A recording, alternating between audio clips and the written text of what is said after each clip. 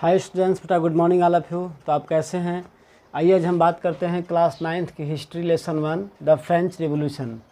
And बेटा this is the 7th video and last video. ठीक है, 7th part and last part of this lesson.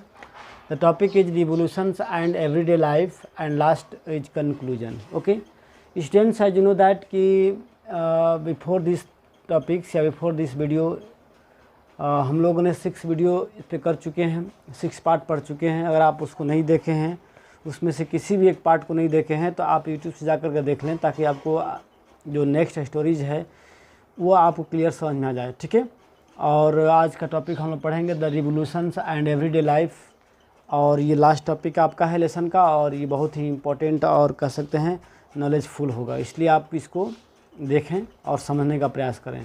इसके बाद आप इस लेसन का नोट्स बना करके हमारे पर्सनल व्हाट्सअप नंबर पे सेंड करें, ताकि मैं उसको चेक कर दूं, और जब भी अभी आपका विद्यालय ओपन होगा तो आप लोग नोट्स लेके आएंगे, मैं उसको मैनुअली चेक कर दूंगा। ओके, तो अगर आपके पास बुक अवेलेबल है हिस्ट्री का, तो पेज नंबर 22 को ओपन कर लें, ताकि आपको इसका भी लाइन बाई लाइन का स्टोरी आपको क्लियर समझ में आ जाए। ओके, चलिए देखते हैं।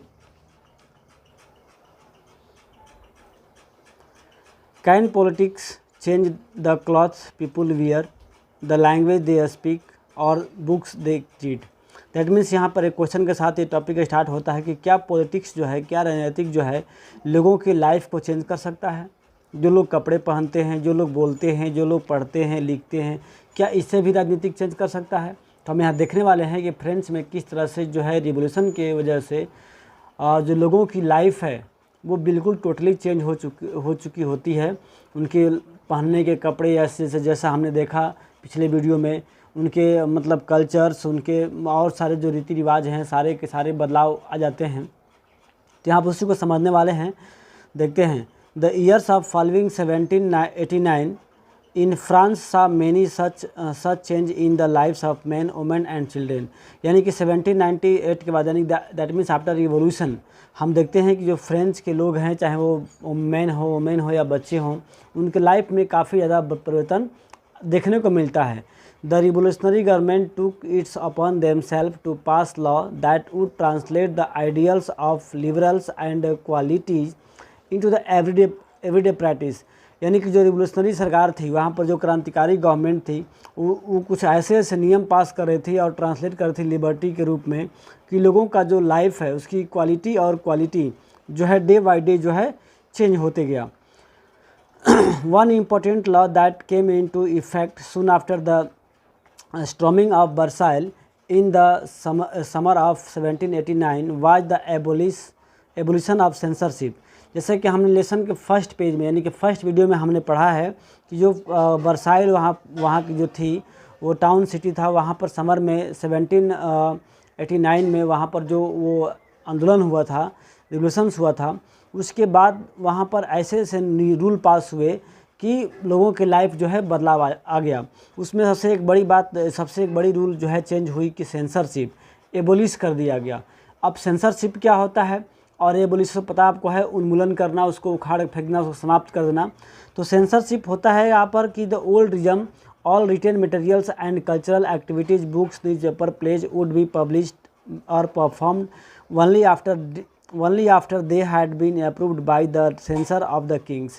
सेंसरशिप एक ऐसा बोर्ड होता है, एक ऐसी अथॉरिटी होती है जो किसी भी प्रकार के न्यूज़, बुक्स, प्रिंट मटेरियल छपने से पहले, या फिर जो है कम्युनिकेशंस जो मीडियम होता है उसको पास होने से पहले एक बोर्ड्स होता है, एक लोगों की कमेटी होती है जो उसको देखते हैं, और देखने के बाद अगर अच्छा लगता है तो उसको ऑल पब्लिक के लिए ओपन किया जाता है, अदरवाइज उसको बंद किया जाता है। उसको बोलते हैं सेंसरशिप। ठीक है, तो जैसे वहाँ पर भी जो पुराने समय में फ्रांस में वहाँ पर सेंसरशिप लगी हुई थी कि भाई जो भी news, book, print, drama, songs वगैरह जो है प्लेज वगैरह छपेगा या बनेगा, तो पहले राजा के आदमी या जो बोर्ड है उसको पहले देखेगी, उसको व्यू करेगी, और जब उसके फेवर में होगा तो ही उसको पास होगा आम पब्लिक के लिए, अदरवाइज नहीं होगा। तो रिवोल्यूशन से सबसे पहली बड़ी बात हो कि जो सेंसरशिप था वो समाप्त कर दिया गया वहाँ पर। ठीक है। Now the declaration of the rights of man and citizen proclaimed freedom to speech and expression to be the natural rights. यानी कि इस प्रकार जो है लोगों का जो अधिकार है मैन का या सिटीजन्स का, उसे लागू कर दिया गया कि भाई आप आपको भी अपने बात को रखने का, अपने विचारों को एक्सप्रेस करने का जो है आज़ादी इस रिवोल्यूशन के द्वारा लोगों को मिल जाती है। Newspaper, pamphlet, book, printed pictures flooded in the towns of France from where they travelled rapidly into the countryside. यानी कि इस आज़ादी के बाद, इस रिवोल्यूशंस के बाद जो न्यूज़पेपर हैं, पम्पलेट हैं, बुक्स हैं, प्रिंटेड मटेरियल्स हैं, उसकी मतलब इतनी संख्या में ये सब मटेरियल अवेलेबल हो जाती है कि शहरों में एक तरह से कह सकते हैं कि प्रिंट मटेरियल का बाढ़ जैसा हो जाता है। और धीरे धीरे जो है ये शहर से लेकर के गांव तक, यानी गांव के एरिया में, ग्रामीण इलाकों में भी ये फैल जाता है। They all describe and discuss the events and change king place in the France. और ये सभी चीज़ें, सभी जो प्रिंट मटेरियल्स हैं वो आपको फ्रांस की स्थिति को, फ्रांस की कंडीशंस को जो है लोगों तक पहुंचाने का ये वर्क करती हैं।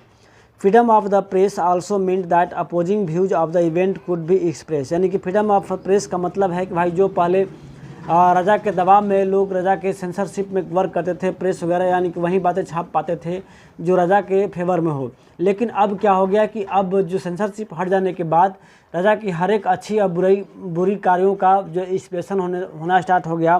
पेपर के माध्यम से लोग डिस्कस करना शुरू कर दिए। ठीक है। Each side sought to convince of the others of its position through the medium of print।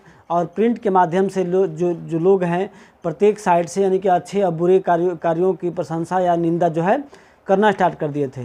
Pledge, song and festive procession attract large number of people. और इस प्रकार जो प्लेज हैं, जो नाटक हैं, सॉन्ग्स हैं, गाने गीत हैं, या त्यौहार में जो मनाने वाले जो मतलब होते हैं एक्टिविटीज वगैरह, वो अधिक संख्या में लोगों को अट्रैक्टिव किए। This was one way they could grasp and identify the ideas such as the liberty or justice that political philosophers wrote about at length of texts which only the heartful of educated people could read। यानी कि ये जो सच बातें सामने देखने को मिला, जो कि पहले जो फिलोसफर हुआ करते थे वो अपने पॉलिटिकल या राजनीतिक या लिबर्टी के बारे में जो लिखा करते थे उसे केवल एजुकेटेड लोग ही बहुत परिश्रम, मतलब हैंडफुल, यानी कि बहुत कम पढ़ पाते थे। लेकिन जो रिवोल्यूशंस के बाद जो आम नागरिक भी है वो भी क्या होने लगा, प्रिंट के माध्यम से या जो है उसको देखने, जानने और सुनने लगे थे। तो ये था आपका लेसन का लास्ट और मतलब जो है अंतिम वीडियो था। यहाँ लेसन अब समाप्त होता है। यहाँ पे एक दिया हुआ है कंक्लूजन कि फ्रेंच रिवोल्यूशंस के बाद यहाँ पर क्या मतलब कंडीशंस हुआ फ्रांस की, और अदर्स पार्ट ऑफ जो दुनिया के दूसरे देशों पर इसका क्या इफ़ेक्ट पड़ा।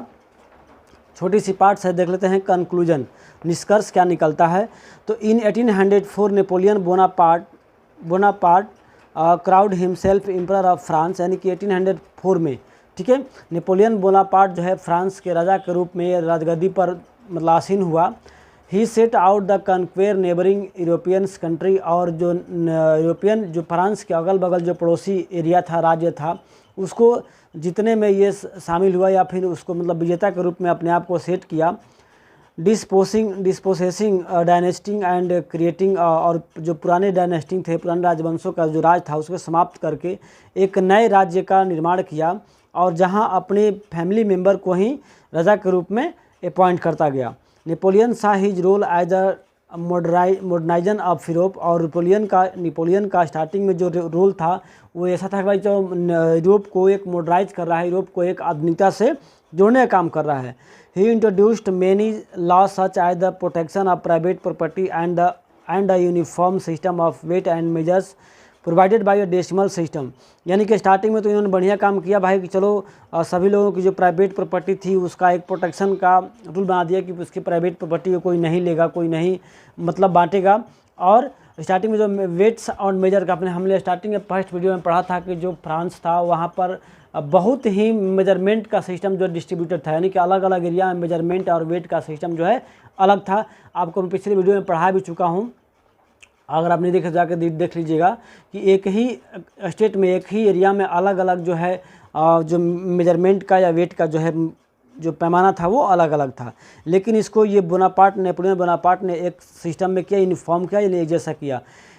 स्टार्टिंग पीरियड में तो many saw Napoleon as a liberator who would bring freedom for the people. Starting period में ऐसा लगा कि भाई नेपोलियन जो है एक लिबरेटर के उदारवादी विचारधारा के मतलब विचारधारा के आदमी है और ये सभी लोगों के लिए आज़ादी दिलाने का काम करेगा। लेकिन but so Napoleonic army came to be viewed everywhere as a invading forces.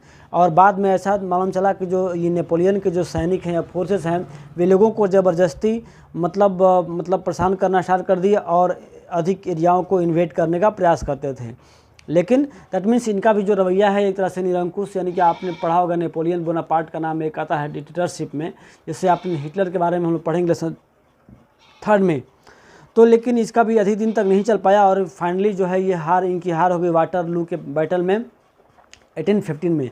आता है कि वे नेपोलियन डिफीटेड एंड वेयर, तो Napoleon defeated at 1815 at the battle of Waterloo. इसको याद रखिएगा, ये इंपॉर्टेंट लाइन है। Many of his measures that carried the revolutionary idea of liberty and modern law of the other parts of Europe had an impact on the people after long after Napoleon had left। यानी Napoleon के जाने के बाद भी जो इसका revolutionary idea था या विचार था वे मॉडर्न नियम कानून में बहुत ज़्यादा तरह से लागू होता है और लोग उसको फॉलो भी करते हैं। The idea of liberty and democrat rights were the most important legacy of the French revolution.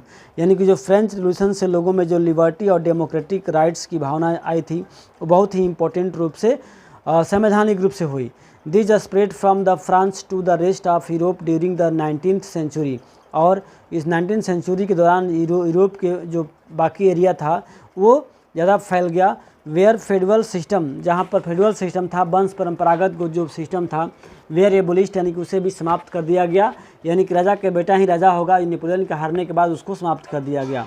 Colonise people rework the idea of freedom from the bondage into their movement to create a sovereign nation state। और nation state को मतलब ये create करने के लिए जो freedom की आज़ादी थी या आइडिया थी फिर से दोबारा वर्क किया और जो बॉन्डेज थे जो बंधुआ की तरह काम करते थे उसको समाप्त कर दिया गया। अपने कंट्री की बात करता हूँ तो टीपू सुल्तान एंड राम मोहन राय यानी Raja Ram Mohan Roy are the 2 examples of individuals who respond to the ideas coming from the revolutionary France. यानी कि जो फ्रांस में रिवोल्यूशन हुआ था वहाँ पर उसके जो मतलब आइडिया था जो विचार थे 2 लोगों में देखने ज़्यादा मिलता है, टीपू सुल्तान और राम मोहन राय में। तो ये बेटा आपका लेसन का ये लास्ट पॉइंट था और लास्ट वीडियो था जिसको आज हमने देखा पढ़ा। और अगर आपको किसी प्रकार की डाउट्स होगा इस लेसन में तो मैं लाइव आऊँगा और मैं कल लाइव आऊँगा और इससे आप जो भी डाउट्स होगा उसको आप लोग क्लियर कर लीजिएगा, ठीक है। इसके बाद मैं क्वेश्चन आंसर भी इसका सेंड कर दूंगा, आप लोग राइट कर लीजिएगा और फिर मेरे पर्सनल व्हाट्सअप नंबर पे सेंड कर दीजिएगा ताकि मैं उसको चेक कर सकूं, ठीक है। फिर मिलते हैं हम नेक्स्ट क्लास के नेक्स्ट वीडियो में, मतलब इसी क्लास के नेक्स्ट वीडियो में नेक्स्ट डे। तब तक के लिए गुड बाय।